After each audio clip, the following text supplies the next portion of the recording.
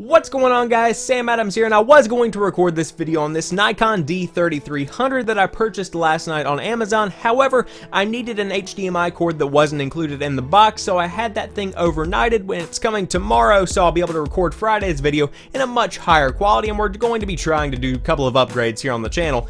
So that's exciting stuff. However, that is not going to be in today's video, unfortunately, sticking with the good old C920 from Logitech. However, I did want to talk about Star Wars Battlefront today, so without further ado, let's go ahead and jump into it.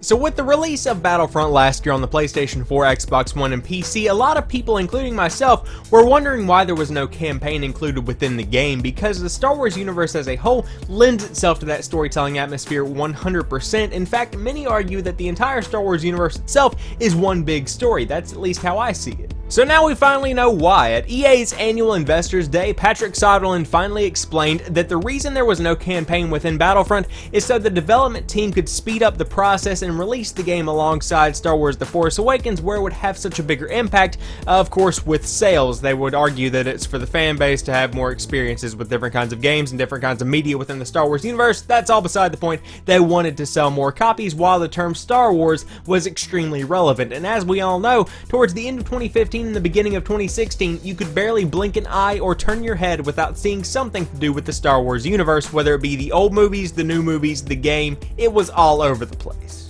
So now there are two things that really bother me about this entire situation. Number one is the fact that the game could have been way better than it already is right now, and I do feel like it is a good game. Now, many are going to disagree with that. However, it does continue to draw me back month after month. I normally play probably between 5 and 10 rounds on your standard month because I do have a lot of other things to play. I have a lot of different things to do with school and work and whatnot. However, it does keep me coming back, so that is definitely something that you don't see very often with a game. So it does have the elements of a great experience. However, all of that being said, it could have been way better with a campaign, because they could have focused on maybe a part of the Star Wars universe that is less appreciated or less explored, really.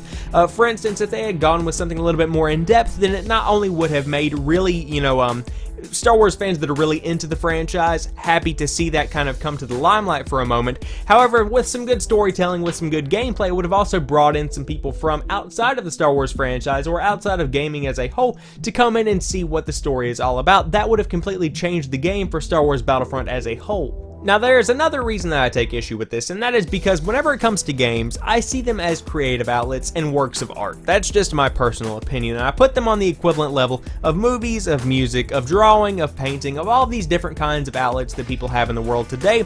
I feel like they are all equal. And so as artists, the team behind Battlefront should have been allowed to create a campaign if they so chose, and I know in my heart that there were some people on that team that had an idea of how they could bring a campaign into the Star Wars Battlefront universe, and I know that it was very equivalent that they probably should have. I guess what I'm trying to say is that keeping the campaign out of Star Wars Battlefront kind of gave that creative side of the team the short end of the stick, and you kind of prioritized making money and stuff over the fact that people were creating a work of art that was Star Wars Battlefront, and ultimately that work of art suffered because of that decision.